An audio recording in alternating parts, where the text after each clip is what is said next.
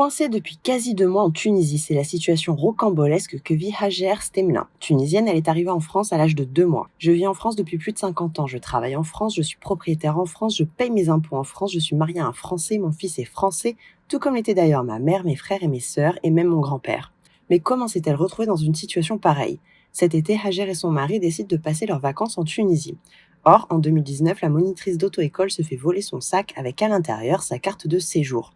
La préfecture lui en délivre une autre rapidement, sauf qu'il ne s'agit pas d'une nouvelle pour 10 ans comme elle le pensait, mais d'un duplicata de l'ancienne, valable jusqu'en juillet 2024. Hajer assure avoir découvert le problème à son arrivée avec la douane tunisienne.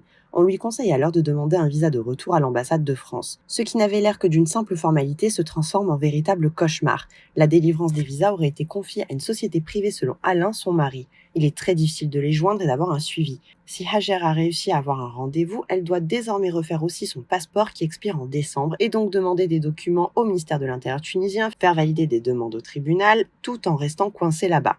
Une folie administrative qui est en train de détruire ma vie.